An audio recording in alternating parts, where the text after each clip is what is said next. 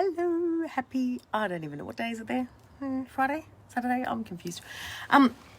Whatever day it is. Today I want to talk about how we morph into our surroundings. So we do it unintentionally, I think, for the majority of times. And I've talked about this before, how we have different personalities and we kind of bring out bits of personalities for things we're doing.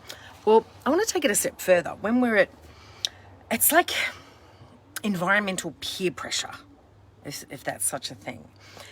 But give you an example. I'm a pretty good driver. I've had one speeding ticket in like 20 years, I think. And that was last year. And I truly did not know it was a 50k zone. Oops. And I drove down it all the time. Anyway, beside the point.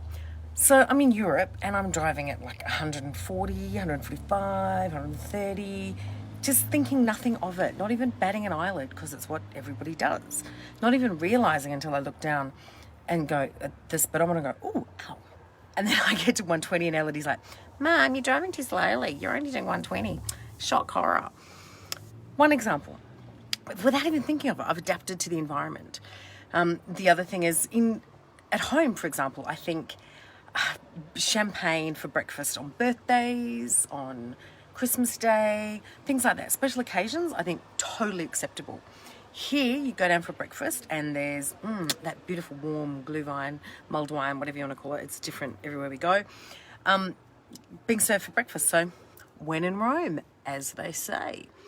And when you don't think about it, you're in these places and you can be, it's like being at a party with a group of people and you may have been on the healthiest eating plan ever, and you get to the party and all of a sudden there's all these exciting things and you don't even think about it. You don't consciously go, oh, I'm going to give myself the day off, or I'll work extra hard tomorrow, or I've paid attention. I know that I'm going to have these calories, so it doesn't matter. You don't even think about it. You just morph into your surroundings and do what everyone else is doing. You easily slip into we're on a different side of the road here. And you easily slip into even knowing when you're going up an escalator or you're on a footpath that you go to that side. These are things we don't consciously think of. And it makes me wonder, how often do we do these unconscious things that are actually really bad for us, particularly in working environments? So how often are you in a working environment where it's a little bit toxic? And no, I haven't had a drink today. Toxic. And all of a sudden you're gossiping like everybody else, or you're bitching like everybody else, or you're slacking off at 4 o'clock just because that's what everybody else does. And you don't consciously do it. I'm just going to turn the camera around so you can have a bit of a look around here. Hang on. Isn't that pretty? Oh, that's so pretty. So we're in Strasbourg at the moment, the home of Christmas, and the markets all start over there. Anyway, that was sidetrack. But I'm just sitting, I like fresh air and it gets a bit hot in these hotel rooms. So I've got the window open.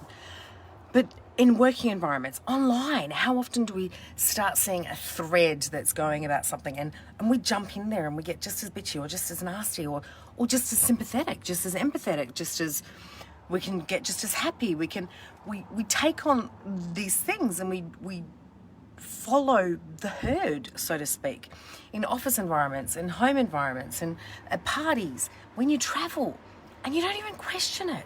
You don't think about it.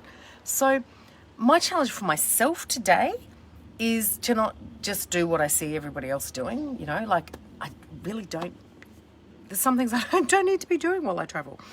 And I'm going to think about, do I actually want to do this? Or am I just doing it because it's what everybody else is doing?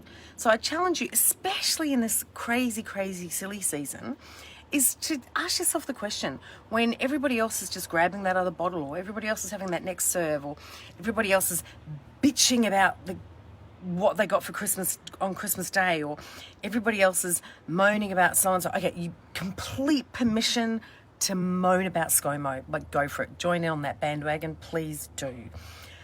But otherwise, are you just following the herd, or are you actually doing what you want to do, Next time you're driving 140, is it what you want to be doing? Actually, on these roads, it's really cool. Just have to not do it when I get home. Have a great night, and I will see you all tomorrow. Bye.